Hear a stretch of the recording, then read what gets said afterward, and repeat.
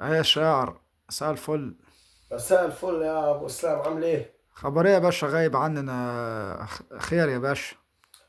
والله يا مشغوليات الحياة والناس طبعا، اللي معاه ظروف الاسر والناس لها ظروف كده شوية.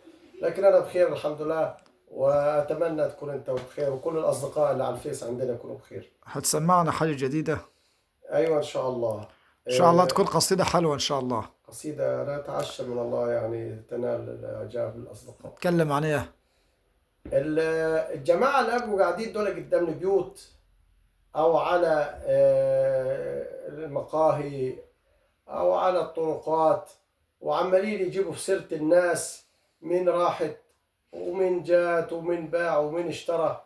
فقصيدة اسمها اللي قاعد على الدكة. فده في كل مكان عامل زي الرادار كده، يرصد اللي راح واللي جاي يعني. فقصيدة أتمنى يعني تنال الإعجاب. ان شاء الله تكون قصيدة جميلة.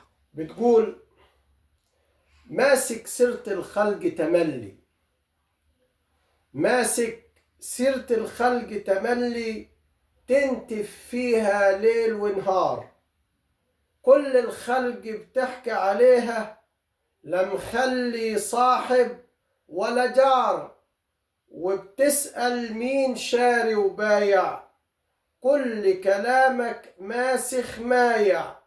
وفلانة شافت علانة، ولسانك بيبخ شرار.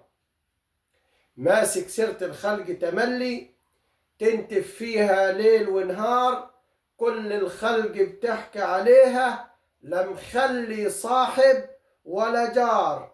وبتسأل مين شاري وبايع، كل كلامك ماسخ مايع. وفلانة شافت علانة، ولسانك بيبخ شرار.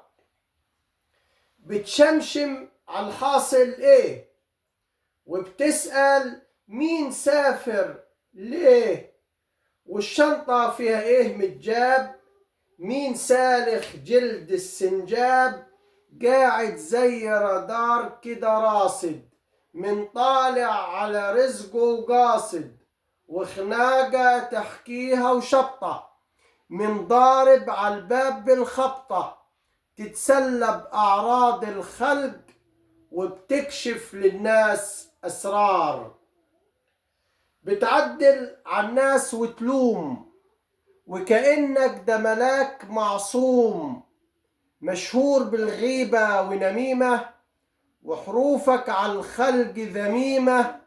قاعد ومجنبر عالدكة، لا مراعي الطرقة ولا سكة. مشغول بالمليان والفاضي، وبتحكم على الناس كالقاضي. وبتنشر على الخلق إشاعة، وكأنك نشرة أخبار.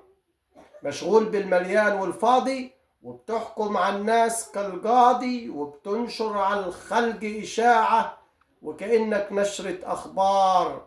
وبتحقد على الناس وبتحسد، وفي كل قعادك ده بتفسد. وعينيك كرصاصة بصاصة، وتقول عالطهرة دي رقاصة.